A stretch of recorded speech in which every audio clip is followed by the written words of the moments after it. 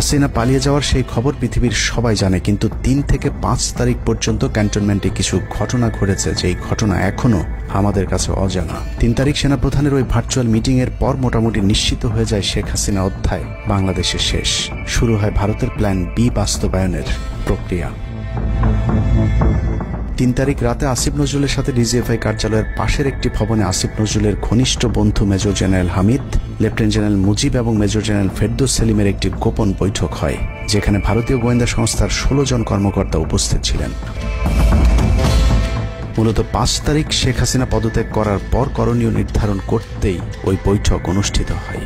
দীর্ঘ বৈঠক শেষে মোট 3টি বিকল্প নির্ধারণ করা হয়। প্রথমটি জরুরি অবস্থা জারি করে সেনাবাহিনীর হাতে ক্ষমতা দেয়া, দ্বিতীয়টি আসিফ নজরুলকে প্রধান উপদেষ্টা করে একটি অন্তর্বর্তীকালীন সরকার গঠন। অন্তর্বর্তীকালীন সরকারের ভেতরে যেন ভারতীয় বলয়ের লোকজন বেশি সংখ্যায় রাখা যায় সেটা নিশ্চিত করার ব্যাপারেও আলোচনা হয় বৈঠকে, এবং সেটা নিশ্চিত করতে আসিফ নজরুলের পেছনে সেনাবাহিনীর ওই অংশটির সর্বোচ্চ সাপোর্ট থাকারও নিশ্চয়তা দেওয়া হয়। মূলত আসিফ নজরুলকে সামনে রেখে সেনাবাহিনীর মাধ্যমেই দেশ চালানোর পরিকল্পনা করা হয়েছিল 3 তারিখের ওই গোপন বৈঠকে। 4 তারিখ 3 বাহিনী প্রধানের মধ্যে দফায় দফায় বৈঠক চলেছে। সেই বৈঠক থেকে সিদ্ধান্ত হয় 5 তারিখ সকাল 9টার মধ্যে শেখ হাসিনাকে চূড়ান্তভাবে পদত্যাগের বিষয়টি জানিয়ে দেওয়া হবে। এর পরপরই আসিফ নজরুলকে আবারও ক্যান্টনমেন্টে ডেকে আনা হয় এবং শেখ হাসিনার পদত্যাগের পর আওয়ামী নেতা কর্মীদেরকে যতটা সম্ভব নিরাপত্তা দেয়া, বেসরকারি বিভিন্ন প্রতিষ্ঠানগুলোতে যতটা সম্ভব আগের কর্মকর্তাদেরকে রেখে দেয়া এবং বিটিআর হত্যাকাণ্ড নিয়ে কোনো ধরনের পদক্ষেপ না নেওয়া সহ বেশ কিছু করণীয় ঠিক করে দেওয়া হয়। দীর্ঘ সেই আলোচনার কারণে 4 তারিখ সারা রাত ক্যান্টনমেন্টে অবস্থান করেছেন আসিফ নজরুল। তাৎক্ষণিক আসিফ নজরুলের কাঁধে 2টি দায়িত্ব দেওয়া হয়: আর্মির প্রতি সকলের আস্থা তৈরি করা এবং হাসিনার পদত্যাগের পরপর ছাত্রদেরকে সেনাবাহিনীর নিয়ন্ত্রণে নিয়ে আসা। কথা মতো আসিফ নজরুল 4 তারিখ রাত এবং 5 তারিখ খুব সকালে ক্যান্টনমেন্টে বসে ফেসবুকে তিনি 2টি পোস্ট করেন। পোস্টের প্রথমটি 4 তারিখ রাতে সেনাবাহিনীকে প্যাট্রিয়ট সম্বোধন করে করা হয়, যেন সেনাবাহিনীর প্রতি ছাত্র জনতার আস্থা বেড়ে যায়, এবং পরেরটি সংখ্যালঘুদের বাড়িঘরে হামলা না চালানোর অনুরোধ করে পোস্ট করা হয়। দুপুর 12টার আগে আসিফ নজরুলের করা হিন্দুদেরকে নিয়ে ওই পোস্টে প্রমাণ করে আসিফ নজরুল আগে থেকেই জানতেন কিছুক্ষণ পর আসলে কি ঘটতে যাচ্ছে। আমরা এখন আর্মি চিফের সাথে একটা আলোচনায় আছি। আমি যতটুকু ওনার সাথে কথা বলেছি আমার কাছে মনে হয়েছে, আশা করছি আপনাদের জন্য অনেক বড় সুসংবাদ আসছে।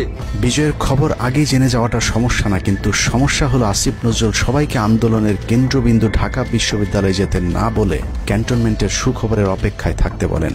মূলত আসিফ নজরুলের ওই ফাঁদে পা দিয়ে ছাত্র জনতার জুলাই আগস্ট বিপ্লবের বিজয় হাতছাড়া হয়ে গিয়েছিল। ছাত্র নেতাদের সরলতাকে কাজে লাগিয়ে আসিফ নজরুল নাহিদ আসিফদেরকে সেনাপ্রধানের কাছে আসতে বলেন। নাহিদ, আসিফ, মাহফুজরা সেনাপ্রধানের কাছে যাবার আগে আসিফ নজরুলের প্রধান উপদেষ্টা হবার বিষয়টি চূড়ান্ত হয়ে যায়।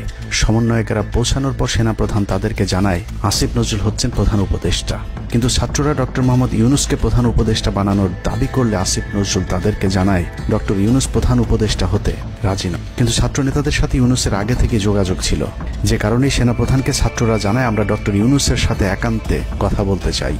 ছাত্ররা ডক্টর ইউনুসকে ফোন করলে তিনি জানান প্রধান উপদেষ্টা হতে চান না সেনাবাহিনী কিংবা আসিফ নজরুলের কাছে তার এরকম কোনো বার্তা তিনি দেননি। এরপর ছাত্র নেতাদের দাবির মুখে ইউনুসকে প্রধান উপদেষ্টা বানাতে বাধ্য হয় সেনাবাহিনী।